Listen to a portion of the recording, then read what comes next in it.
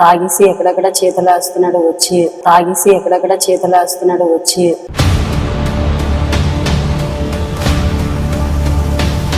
సిగరెట్ల ఏదో పొడిలాగా వేసుకొని తాగడం ఇట్లాంటివి చేస్తుంది సార్. సిగరెట్ల ఏదో పొడిలాగా వేసుకొని తాగడం ఇట్లాంటివి చేస్తుంది సార్.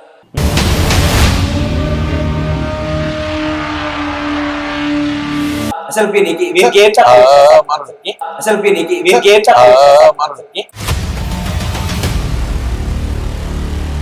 సార్ నమ్ముతాడేమో మీ అక్క నీ గురించి ఎందుకు అబద్ధం చెప్తుంది. సార్ నమ్ముతాడేమో మీ అక్క నీ గురించి ఎందుకు అబద్ధం చెప్తుంది.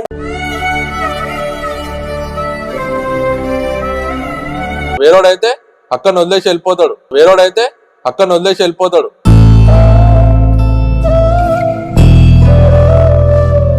ఆడపిల్లలుంటే వాళ్ళని ఏమైనా చేస్తే బయట ఎన్ని చూస్తలేం సార్ మనం ఇవన్నీ. ఆడపిల్లలుంటే వాళ్ళని ఏమైనా చేస్తే బయట ఎన్ని చూస్తలేం సార్ మనం ఇవన్నీ.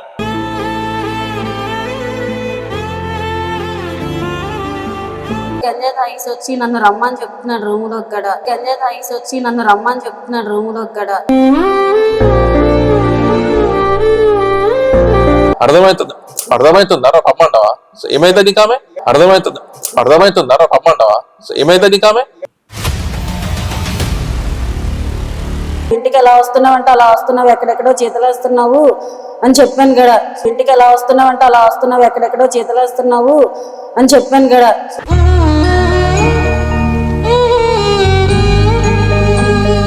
హలో నమస్తే, welcome to you can't escape.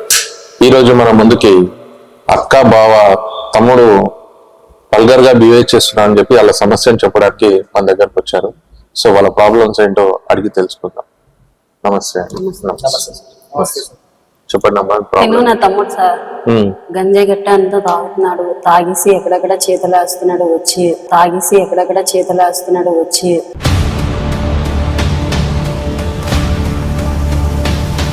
వేదన ఇబ్బందిగా ఉంది. నాకైతే ఇంత తమ్ముడే ఇలా చేస్తున్నాడని కొంచెం బాధ అనిపిస్తుంది. అలా కాదు సార్, ఇప్పుడు వాడికి చిన్నప్పటి నుంచి మన భార్య చిన్నప్పటి నుంచి నేను వాడు నా కొడుకుని ఎలా పెంచుకున్నానో అలా పెంచుకున్నా సార్. సరే పేరుకు బొమ్మడిదైనా సరే నా కొడుకులా పెంచుకున్నా. అరే నా కొడుకులను ఇప్పుడు గవర్నమెంట్ స్కూల్ పంపిస్తున్నా అని వీని మాత్రం అప్పటి నుంచి ప్రైవేట్ స్కూల్ వేసేసి కాబట్టి అట్లా ఇప్పుడు కాలేజ్ కూడా private college 30,000 40,000 sir college fee.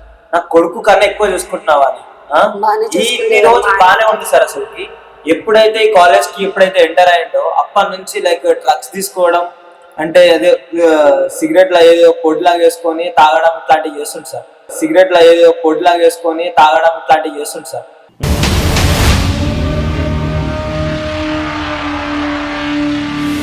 చేస్తుంటే ఎందుకు చేస్తున్నావు రాదని అంటే సరే ఇప్పుడు వాళ్ళ అమ్మ నాన్న ఉన్నా సరే నా అంత మంచిగా పట్టించుకోలేదు సార్ వాళ్ళు. అట్లాంటిది వాళ్ళని అంత మంచిగా పట్టించుకుంటుంటే ఇప్పుడు నేనేదో పనికి వెళ్తాను సార్. బయటికి పనికి వెళ్తున్నప్పుడు సరే వాడు ఉండనే ఒక ధైర్యంతోనే ఇప్పుడు నా భార్యను నేను వదిలేసిపోతున్నా సార్. నా పిల్లలు చిన్నపిల్లలు. సో ఇప్పుడు వాడుండని చెప్పేసి నేను అట్లా ధైర్యంగా వెళ్తుంటే ఇప్పుడు వాడే గంజాయి బీపీ డ్రగ్స్ తీసుకొని నా మీద మా భార్య మీద అట్లా చేతులు వేసుడు కాళ్ళు వేసుడు వస్తావా రావా అసలు వీరికి ఏం చెప్పాలి? అసలు వీరికి ఏం చెప్పాలి? వీరికి ఏం తక్కువ చేస్తాను? ఇగో ఏమంటే అపరిచితుడు లాగా ఇట్లా బిహేవ్ చేస్తుంది సార్. సార్ ఇప్పుడు నేను గంజాయి చదువుతున్నా అంటే మా ఫ్రెండ్స్ చెరుకు అలవాటు చేయడం వల్ల నాకు తెలియకుండా అలవాటు అయిపోయింది సార్. కానీ అది నిజమే సార్. కానీ చేతులు వేసుడు నేనేది చేస్తాను సార్. మాకు మా తమ్ముడు ఇప్పుడు ఎవరో బయట వాళ్ళు బయట రకంగా మాట్లాడుతున్నారు అంటే అది వేరే సార్. ఇప్పుడు సొంతం మీ అక్కనే కదా. సరే నేను అబద్ధం చెప్పినా అంటే నువ్వు నమ్ముతావు. సార్ నమ్ముతాడేమో మీ అక్క నీ గురించి ఎందుకు అబద్ధం చెప్తుంది. సార్ నమ్ముతాడేమో మీ అక్క నీ గురించి ఎందుకు అబద్ధం చెప్తుంది.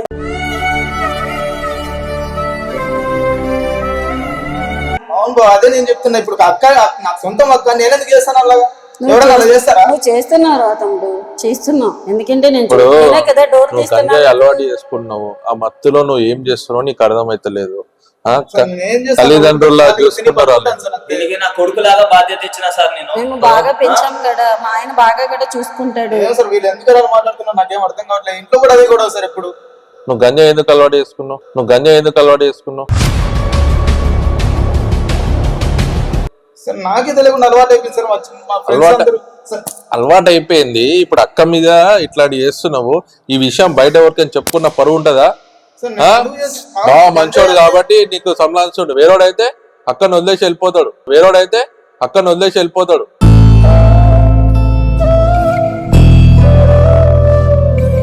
ఇప్పుడు వీని మీద నమ్మకంతో నా భార్యను వదిలిపెడుతున్నా. రేపు నాడు గంజాయి మత్తులో నా భార్యను చంపేస్తే ఎవరిని అడగాలి సార్? నేను మాట్లాడుతున్నా. పిల్లలతో ఉన్నాం కదా సార్, పిల్లలతో నువ్వు అది చేయకపోతే నేను ఎందుకు మాట్లాడతారా అవన్నీ?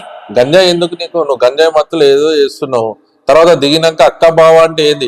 నువ్వు చేసే టార్చర్ వాళ్ళు అనుభవిస్తారు కదా. మానుకో తమ్ముడు, ఇవన్నీ చెయ్యొద్దు, చెందొద్దు, నువ్వేం చేస్తున్నావు నీకు అర్థం మరి అవ్వట్లేదు. గంజాయి మాను అన్నప్పుడు ఎందుకు మానతలు? మానలేకపోతున్నాను సార్. ఎందుకు మానలేకపోతున్నావు? ఆ? కాకపోతే ఎంత ప్రాణం పోయినట్టు అనిపిస్తుంది. ఇప్పుడు నీకైనా కష్టపడి చదివిపించి కాలేజ్ దాకా పంపించినప్పుడు కాదు నువ్వు ఇట్లా చిల్లర పనులు చేస్తావా? ఇప్పుడు ఏమంటే పెద్ద ఆవిడ కాబట్టి మా భార్య పెద్దమ్మ కాబట్టి లైక్ వాళ్ళు కొట్టో తిట్టో జరుపుతుంది. అదే ఇంట్లో ఇప్పుడు నా కొడుకులు ఉండరు కాబట్టి ఏ పర్లేదు. అంటే ఆడపిల్లలు ఉంటే వాళ్ళని ఏమైనా చేస్తే బయట ఎన్ని చూస్తలేం సార్ మనం ఇవన్నీ. ఆడపిల్లలు ఉంటే వాళ్ళని ఏమైనా చేస్తే బయట ఎన్ని చూస్తలేం సార్ మనం ఇవన్నీ.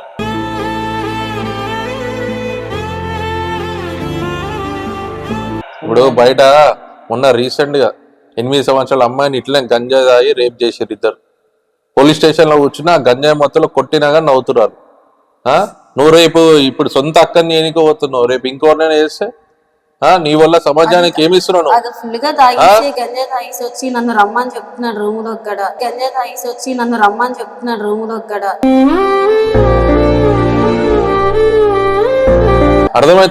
అర్థమవుతుందా రమ్మంటావా?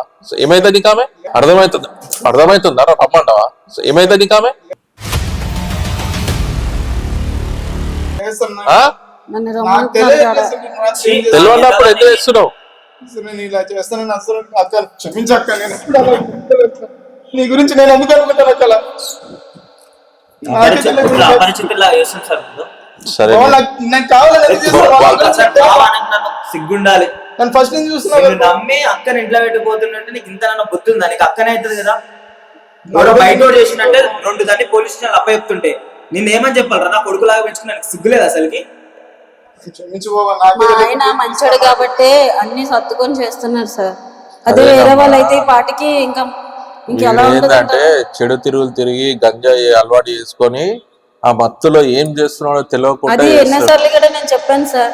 తమ్ముడు మాని తమ్ముడు, ఎందుకు నువ్వు ఎలా చేస్తున్నావు నీకు తెలియట్లేదు, నువ్వు ఇంటికి ఎలా వస్తున్నావు అంటే అలా వస్తున్నావు, ఎక్కడెక్కడో చేతులేస్తున్నావు అని చెప్పాను కదా. ఇంటికి ఎలా వస్తున్నావు అంటే అలా వస్తున్నావు, ఎక్కడెక్కడో చేతులేస్తున్నావు అని చెప్పాను కదా.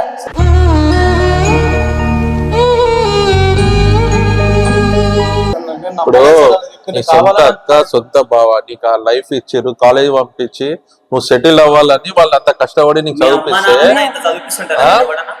నువ్వేమో గంజాయి తాగుకుంటూ అక్కని రమ్మంటావు. చేస్తున్నాడు సార్.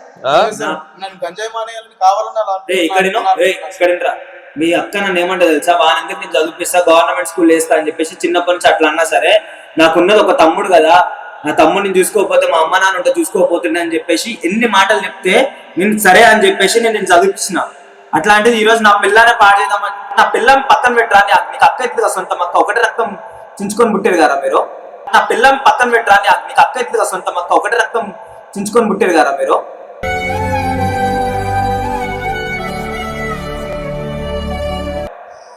సార్ మాకు ఒకటి హెల్ప్ చేయండి సార్. మీరు మీ కాళ్ళన పట్టుకుంటాను నేను. నాకు ఒక హెల్ప్ మీరు ఏం చేయాలంటే, వీడిది మానేస్తాడా లేకపోతే ఏ రిహాబిలిటేషన్ సెంటర్ కన్నా పంపిస్తారా మీరు? ఎందుకంటే సార్ ఇప్పుడు ఇదైంది, రేపటి నాడు వాళ్ళ ఫ్రెండ్స్ తోని ఏదో ఒకటి గంజాయి తాగో లేకపోతే ఇంకోటి ఏదైనా ఇంజక్షన్ ఇప్పించుకొని ఏదో ఒకటి చేసి చిన్నపిల్లల మీద ఎవరైనా ఎన్ని దాంట్లయితే సార్ ఈ మధ్యలో. అట్లా కాకుండా మీరు ఏదో ఒకటి చేయండి సార్, మాకు ఏదో ఒక హెల్ప్ అయితే చేయండి సార్. గంజాయి వల్ల మర్డర్లు అవుతున్నాయి, రేప్లు అవుతున్నాయి. ఇప్పుడు తెలంగాణ ప్రభుత్వం కూడా గంజాయి గురించి ఒక టోల్ ఫ్రీ నంబర్ ఇచ్చింది. ఇప్పుడు వీళ్ళు ఆ నంబర్ ఫోన్ చేసి నేను ఇరికేస్తే ఏం చేస్తావు? ఒక్క సెకండ్ అయినా సరే పిచ్చిది మళ్ళా నా తమ్ముడు జైలుకు పోయిండు అదే అని చెప్పేసి అంటదని చెప్పేసి ఒక్క బాధతోనే నేను ఇంకా ఇన్ఫ్లుయెన్స్ చేస్తున్నా. కానీ అయినా సరే పిచ్చిది మళ్ళా నా తమ్ముడు జైలుకు పోయిండు అదే అని చెప్పేసి అంటదని చెప్పేసి ఒక్క బాధతోనే నేను ఇంకా ఇన్ఫ్లుయెన్స్ చేస్తున్నా. కానీ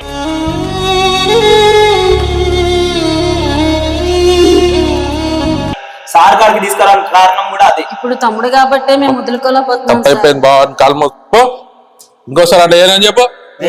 నువ్వు రే మీ అక్క కాలు మొక్కు, నా కాలు సిగ్గుండాలి.